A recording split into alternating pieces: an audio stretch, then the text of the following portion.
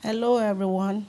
You're welcome to another edition of Open Heaven Reflection, taken from our devotional guide, written by our General Overseer of the Redeemed Christian Church of God, Pastor Adeboye.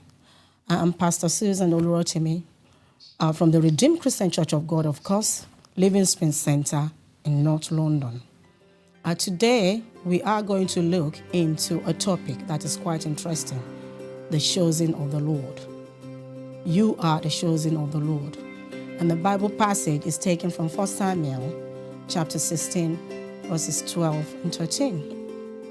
So he sent and brought him in. Now he was ruddy, with bright eyes, and good looking.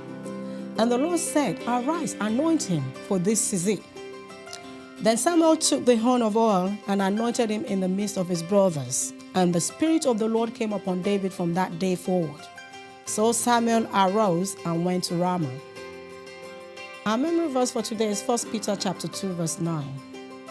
But you are a chosen generation, a royal priesthood, a holy nation, his own special people, that you may proclaim the praises of him who called you out of darkness into his marvelous light.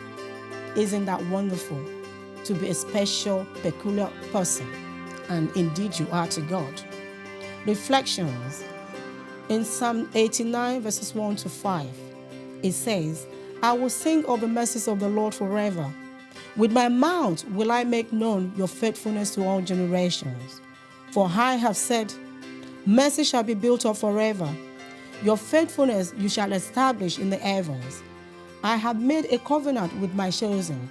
I have sworn to my servant David. Your seed I will establish forever, and build up your throne to all generations. And the heavens will praise you, and praise you for your wonders, O Lord. Your faithfulness also in the assembly of the saints will be seen and recognized. This tells us that God has a covenant with his chosen. He will establish you and show his faithfulness towards you. In Isaiah chapter 43, verses 20 and 21, it says, the beasts of the field will honor me, the jackals and the ostriches, because I give waters in the wilderness and rivers in the desert, to give drink to my people, my chosen. These people I have formed for myself. They shall declare my praise. He will give you water that will quench your spiritual thirst. Jesus confirmed this when he told the woman at the well, whoever drinks of this water will thirst again. But whoever drinks of the water that I shall give him will never thirst. But the water that I shall give him will become in him a fountain of water springing up into everlasting life. John chapter 4, verses 13 and 14.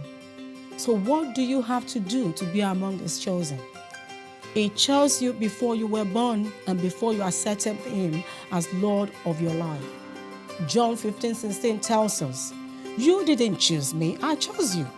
I appointed you to go and produce lasting fruits, so that the Father will give you whatever you ask for, using my name.